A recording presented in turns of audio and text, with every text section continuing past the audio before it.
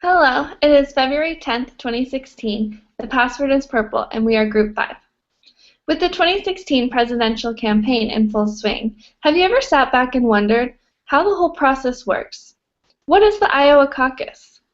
What is the difference between the primary and the general election? What are the conventions? We know we have. In this speech, we will answer most of your questions about how presidents are elected.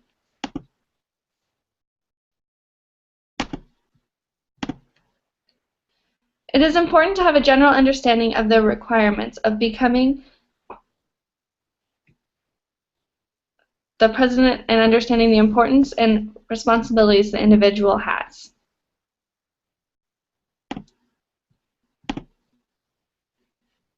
The President of the United States of America is the Commander-in-Chief of the United States Armed Forces.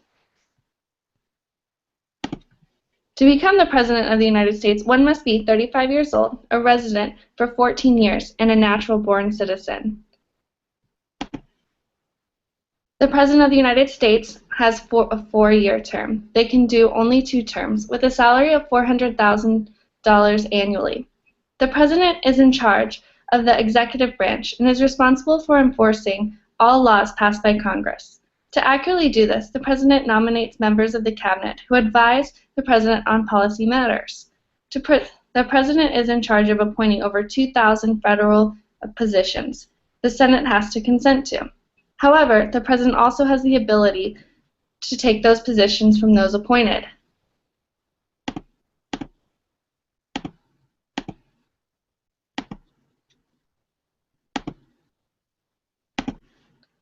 Contrary to popular belief, the President is not as powerful as many would think. There has always been the ability to impeach. The right to impeach all public officials is in the Constitution in Article 1. The President, Vice President, and civil officers of the United States shall be removed from office on impeachment for and conviction of treason, bribery, or other high crimes and misdemeanors.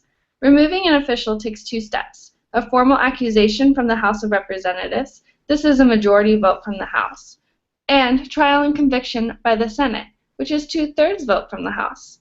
The Chief Justice of Supreme Court is in charge of the proceedings during the impeachment process for the President instead of the Vice President, because the Vice President is next in line for the presidential position. In 1868, Andrew Johnson, our 17th President, was impeached for violating the Tenure of Office Act. Later, he was acquitted by the Senate. In 1999, Bill Clinton, our 42nd President, was impeached for perjury and obstruction of justice. He was also later acquitted by the Senate. To date, no U.S. President has been removed from office from impeachment and conviction. I'm going to let Morton take it away, explaining the primary season. Thank you, Alex. Now, it's important to understand how the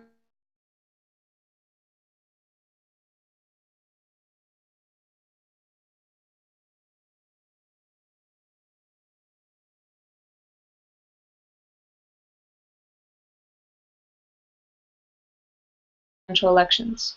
The purpose of the caucus and the primary elections is to involve the public in narrowing down the candidates for both political parties before the general election begins.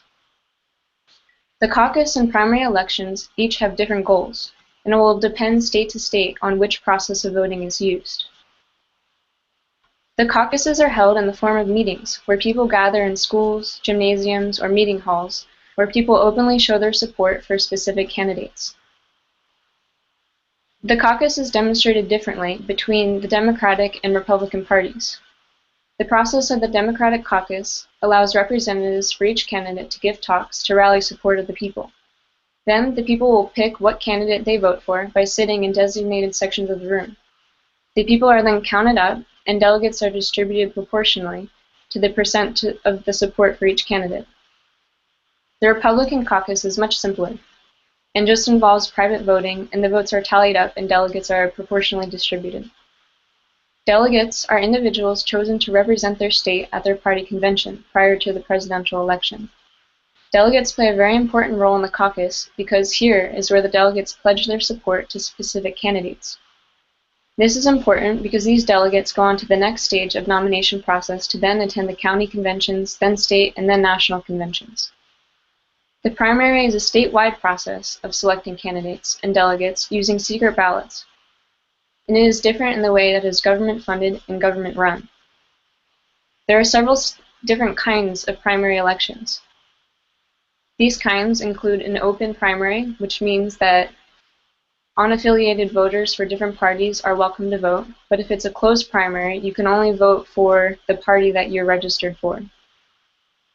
Primary elections are the main way for voters to choose a nominee today. Voters go to the polls, cast their votes, and for the presidential candidate or delegates who will represent that candidate at the party convention. Nominated party candidates selected in the primary election then runs against each other in the primary election.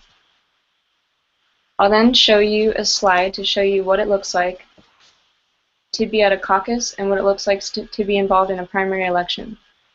Below you can see a meeting-style caucus held where people gather together, and on the right you can see how the primary election is more of a private setting. Now I'll go on to telling you about the conventions. After the caucus and the primary election are held, the selection of nominees will go in the hands of the delegates, and this is done through conventions. Conventions have evolved over time and were not originally part of the Constitution. Previously, nomination was done in secret caucuses by members of Congress. From the 1820s until the 1930s, party conventions were lively events which used to be the primary way of determining a nominee, often done through much debate. By the mid-20th century, however, primary elections had become the main way of selecting a nominee, and citizens became directly involved in the voting process. The first and foremost goal of a political convention is to nominate a party's candidate for president and vice president. The national party conventions bring together party members in support of the party's platform and nominees. Thousands of delegates gather to nominate candidates for president and vice president, and as you can see in the photos below, there's a big celebration where a lot of people gather. And now I will hand it over to Rachel, who will explain the next steps in electing a president through the election campaign. Thank you, Morden. Now, after the delegates are chosen for each party, they will continue to campaign to decide who will become the next president. So where do they go to begin with? Our general election campaign, the electors tend to focus their efforts on states that are called swing states, or in other words, states in which there's no clear Democratic or Republican majority. Idaho, for instance, is a state who is primarily Republican, so Democratic parties tend to not go there as much because they know for the most part that Idaho will vote Republican. How long? It begins the beginning of June, and it will last until the beginning of January, which brings us to our election date, which would be January 6th. During this process, electors going around to the different states, they're trying to make their cases and trying to win people to vote for them in the upcoming election. But before they can elect a winner, they also have to take into account the Electoral College. Votes for the Electoral College could change the race entirely. So how it works, it's a little more complicated than most people think. The Electoral College is a pretty controversial mechanism of presidential elections. They were created by the framers of the Constitution as a compromise for the presidential election process. Because at that time, some politicians believed a purely popular election was all too reckless, while others objected to giving Congress the power to select the president. Unfortunately, back in that time, people in America had just gotten out of a very strong monarchy, and they were afraid of one person having too much power over a group of people. So they decided to come up with the Electoral College in an effort to compromise both people, or the group of people's fears. So who votes and how many state votes are per state? So each state has a number of electors that is equal to the number of its senators, plus the number of its representatives. Currently, the Electoral College includes about 538 electors and 535 for the total number number of congressional members, 3 of whom represent Washington, D.C. So when the president is elected, it is an indirect vote in which citizens cast ballots for a state of members of the U.S. These electors, in turn, directly elect the president and the vice president. So each elector comes from a certain section of the state, and they will get their information from their own region, and they will find out what the majority vote of that region is, and that is how they are decided which direction they will vote. So say one county is primarily Republican, they will vote Republican on their ballot, and then let's say the next county next to them will vote Democrat because that was the majority of those votes, and so that kind of becomes a balance of which county or which area will get the most votes, and that turns into which state will get the most, or which state will vote mostly Democratic or Republican. So these votes are then sealed and they are sent to the President of the Senate, and the President of the Senate will open them. He will read the votes on January 6th in the presence of both the houses of the Congress and the House of Representatives. And then the winner is sworn into office on January 20th, which will bring us to that process, and John knows more information about that. So John, I'm going to turn it over to you. Well, thank you, Rachel. Not a candidate is the president-elect. This is not an official title. It really has no power, but there are a few things that the president-elect needs to do before Inauguration Day to make sure to transition from the sitting president to the new president is an easy one. Thanks to the 1963 Presidential Transition Act, the president-elect is able to start putting his or her people in place for their new presidency. Such people as a personal secretary, chefs, designers, interior designers, and others, just so that their people are ready to go on day one. Another thing the president-elect has to do is start selecting a cabinet. The cabinet is comprised of the 15 heads of the different executive agencies that are part of the government. They are nominated by the president and put to a majority vote in the Senate. They're usually voted in to serve at the discretion of the president. That is to say, they can be fired at any time, and are usually confirmed pretty easily. These range from the Secretary of Defense, who is in charge of the Defense Department, to the Secretary of Treasury, who's in charge of the Treasury Department. They also have another vitally important role. In an event that the president and vice president are killed in an attack, such as a nuclear war, they would take over the role of president. This is known as the line of succession. That is, if the president is killed, the vice president takes over. If the VP isn't alive, the Speaker of the House takes over. If the Speaker of the House isn't alive, the President pro temp of the Senate takes over. And in the event that none of those people are alive, the cabinet secretaries will take over the role. This starts with the Secretary of State, then the Secretary of Treasury, then the Secretary of Defense, and on down the line. The process, hopefully, will never have to be used. The president-elect also gets the same daily security briefings that the sitting president gets. These are usually given by the head of the CIA or the NSA. These meetings actually start after the conventions, with most candidates getting modified versions with less sensitive information. These briefings contain highly classified information about foreign powers and even domestic ones. Sadly, they also contain daily reports on the threats to the well-being of the president-elect and his family, or the sitting president and their family. This is another part of the transfer of power that needs to be done so the president-elect is ready to go.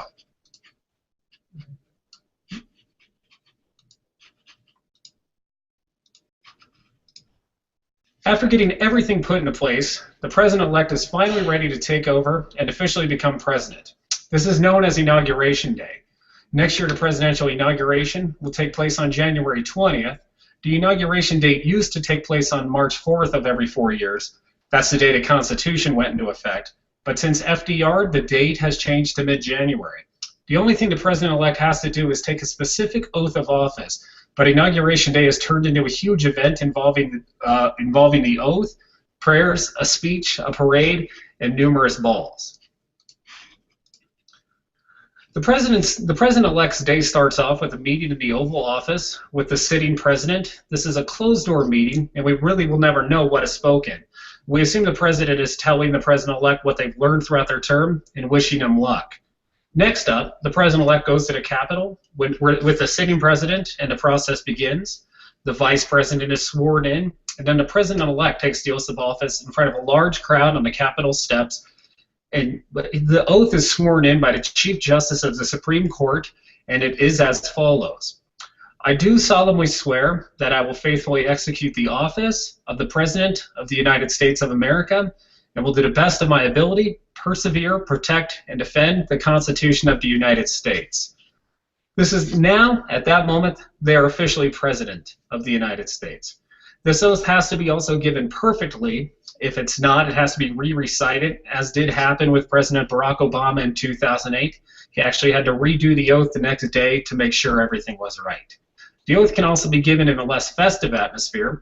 For example, after the assassination of President John F. Kennedy, Vice President Lyndon Johnson had to take it, and also Vice President Gerald Ford had to take his after the resignation of President Richard Nixon.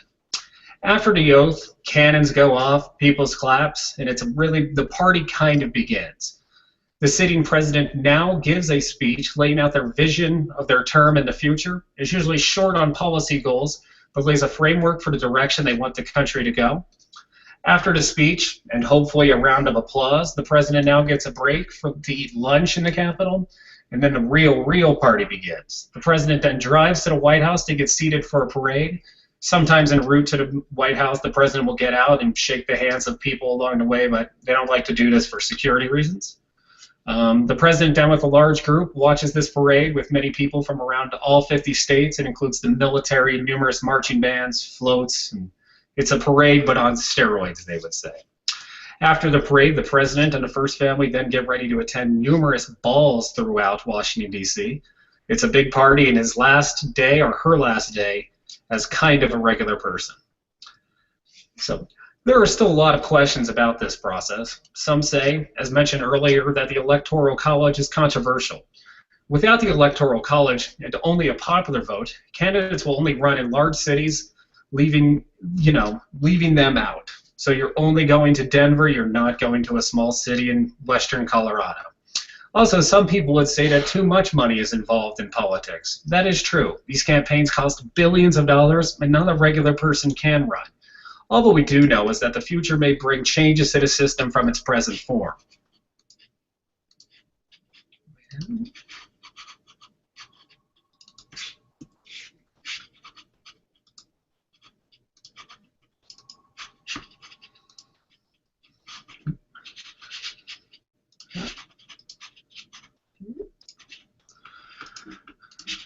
So as you can see, this process is a long and difficult one.